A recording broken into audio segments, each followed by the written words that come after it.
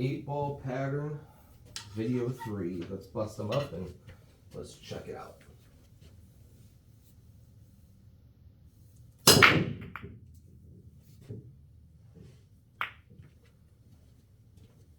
All right, we dry broke. We're gonna take ball in hand. We're gonna look at it anyway here. All right, so let's check out stripes first. So the 9-ball, if we start here, the 9-ball comes here. The 14 is pretty well committed here. The 11-ball wants to go in the corner, but the 11-ball can also go in the corner without banking anything. So let's see. The 10-ball covers the 7, so the 10-ball goes there, 15 goes there, 12 goes there. So as we're looking here, stripes isn't too bad. Really, all balls are out on the middle of the table. The 7-ball is protected by the 10. So let's flip our mentality here and let's just take a look at solids before we take a look at stripes. So now we have one issue being the 7, and then we have a little issue being the 2 and the 1. Now, because we have ball in hand, we could start putting the cue ball in one of these two positions to move those balls. But if we're going to take solids, we probably want to start at the 7-ball, and that's because it's the hardest ball on the pool table. Now, I will let you decide what route you'd take, but I'm going to tell you as a player, I'm definitely going to go with stripes here. So what we want to try to pick up on is the 8-ball and where the 8-ball goes. So the 8-ball does go here. The 8-ball goes here because all the stripes will be gone. The 8-ball would go here. I don't know how I would get the cue ball in there to shoot the 8 over here. But the 8-ball also goes in that side pocket and this corner pocket, and it would even go in that corner pocket. So it sees all 6 pockets. So now it's about making sure what exactly we're doing to try to get out of this rack. Now here's the kicker. There's a ball in this sequence that makes everything fairly difficult, and that's the 13-ball. The 13-ball doesn't see the corner pocket. It does see the side pocket, and it does see that corner pocket. So what we want to try and do here is we want to try to work out a way to where we can get all these balls off the table thinking as simply as possible. So what I'm going to do here is I'm going to start with the 13-ball, and I'm going to make one shot. The shot that I'm going to try to go after is the 9-ball. Okay, I'm going to try to slide the cue ball up that way to go after the 9. If I don't get to the 9, the 14-ball should be right there for me, and it shouldn't be too bad. So the plan here is to attack these 2 balls and then leave this ball here to where I can go back down table. And that's just because the 8-ball does see this pocket. The 8-ball will see this pocket. So I have some opportunity to get out of this rack. So let's see what we can put together here. So I'm going to put the cue ball here, and I'm going to move the cue ball with a stun shot down this way.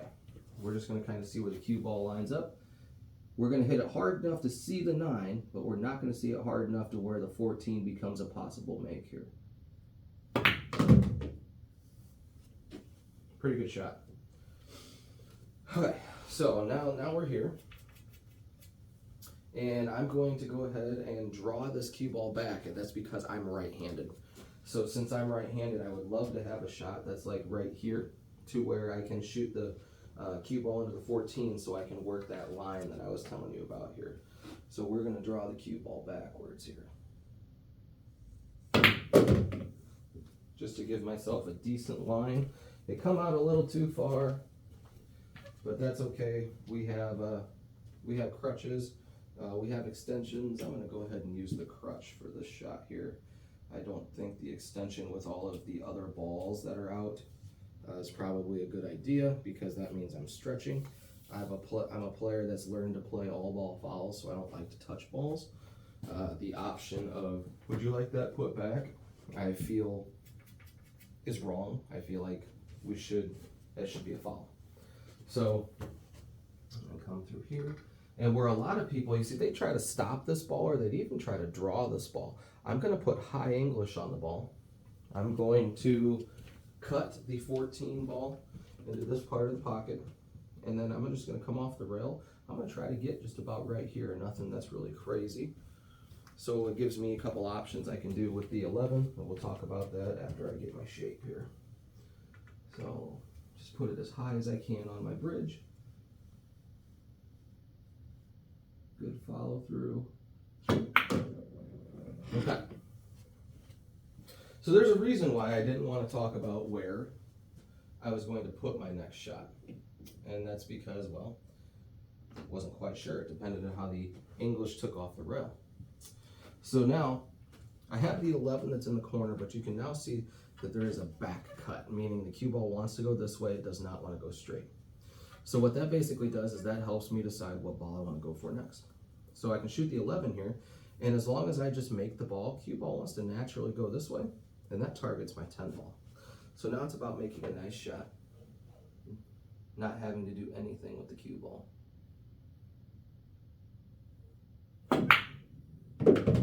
Really nice. So now we're in a good position here because I can roll this ball, and the cue ball is going to come off the rail, and it's going to come this way. You see, we're getting towards the end of the racks here. So I'm just going to go ahead and shoot this, and I'm going to make sure that I get past the 15. Okay, I can shoot the 15 next, but where I don't want to be is over here. So I'm going to hit it hard enough, whatever speed you think would be hard enough for you to get the cue ball past the 15. And maybe if you're a player that's not quite confident, hit it hard enough to where you get over here so you got both balls. So I'm just going to hit it hard enough to get past the 15, and if it goes further, it goes further.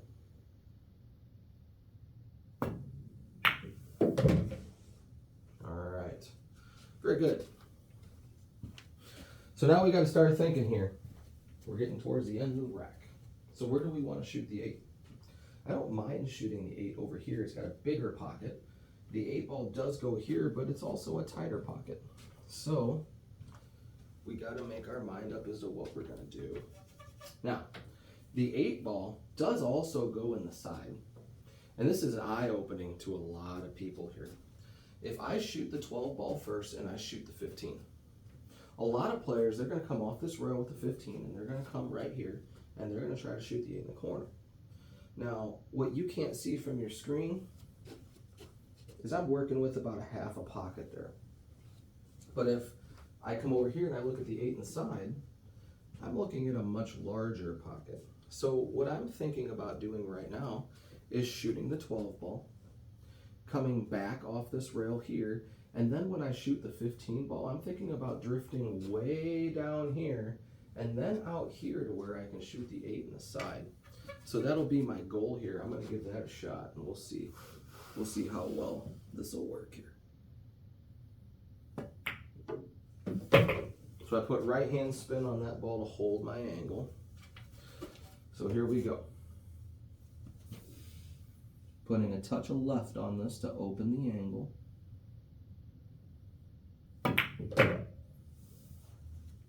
Bounce, bounce. Look at that. What a nice shot that was. All right, so now I've got a pretty good shot with the 8 in the side here. And it just has to, if you're a player here, like there's a couple racks when I play 8 ball where I just straight up talk myself out of shots here. Oh no, it's a side pocket. Well, you just make the ball. Okay, and I'm saying this is, I'm telling you now, there's up here in the back of my mind, I'm thinking, oh no, there's a side pocket because I want to shoot this ball in a corner. But that's okay. Have some confidence in your own ability, and we're going to try to work to make this ball in the side pocket. So let's see what we got here. 8 in the side.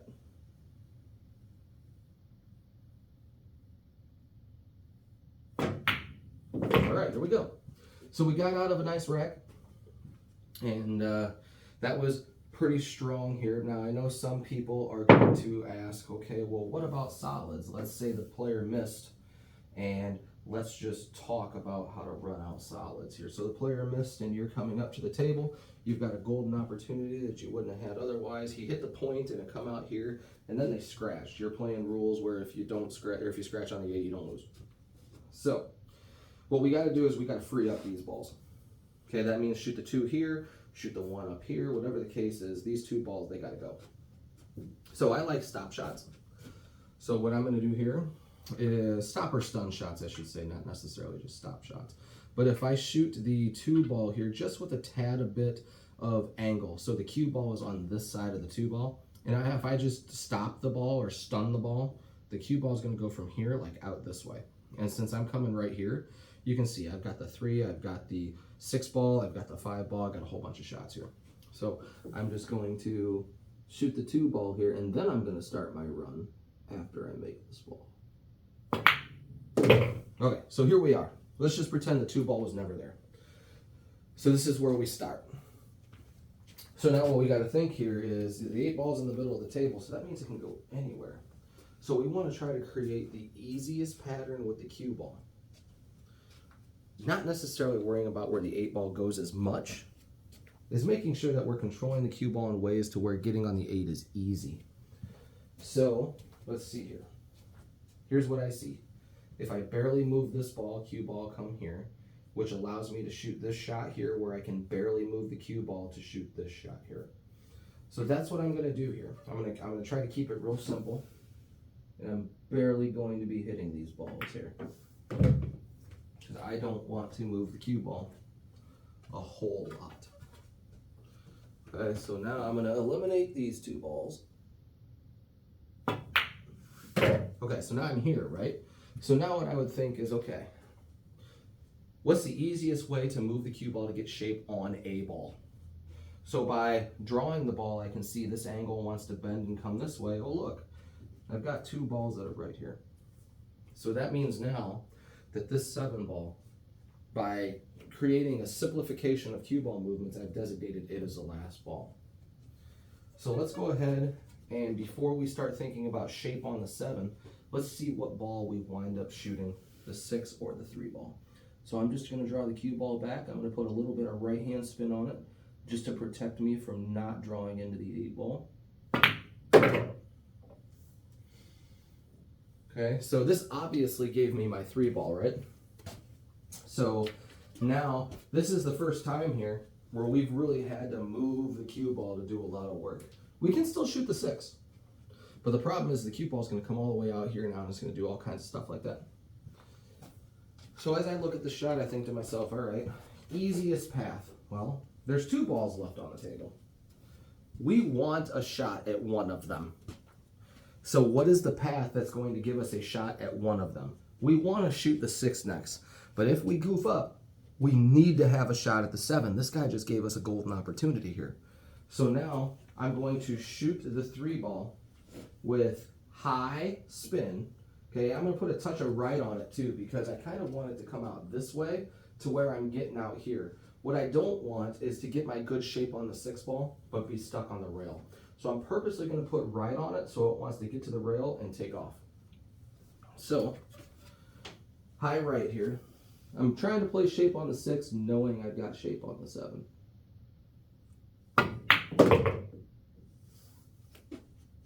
Okay, really good there. All right. Unfortunately, it's not that good enough to where we don't have to do some additional moving here. So I'm going to put high inside on this ball, and that is high right hand spin. I don't want to go after the 7 here. And I also know that despite the fact I'm playing on a really slick table, when you play on your tournament condition tables, 9 times out of 10, this shot's going to work really well, so I'm going to shoot it anyway. So I'm going to put high right on this ball. I'm going to try to hit this rail. I'm going to try to hold this for the 7 in the corner. At this point, I can do whatever I want. I can roll up a little bit and shoot it in the corner, but I think I'd prefer to draw it back and play it in the side. Anything with draw here, I think, is going to be comfortable because you're coming towards the middle of the table. If I want to put high on it, I want to make sure that I can play a couple rails to move towards the middle of the table. I don't want to get straight in just to where I got to slow roll this ball. I'd rather draw it straight back. So let's see what we got here. Let's say a little prayer that the English here holds. If it doesn't hold, you're going to see a little slide here that's going to open this up, and it's not going to look very good. So let's see what happens. High right. Good stroke. Oh, it held pretty good, but you can see the reverse spin there. It really wanted to slide on me. All right, so now, game time here. What's the best spot for the 8 ball? Well, I think it's the side pocket. So I'm going to put low left hand spin on this ball so the ball draws and then slides and tries to come back through here. I'm not going to hit it really hard because I don't want to overpower it. If I have a slight cut on the 8, I'm completely okay with that. Low outside spin.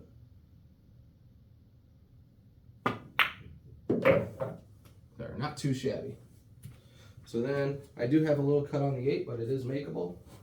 And we, with a nice smooth stroke, just made that player pay for missing the 8 ball. So there you see a good out and then a good return out in the event that they miss the 8. Everybody have a great day. Thanks for watching.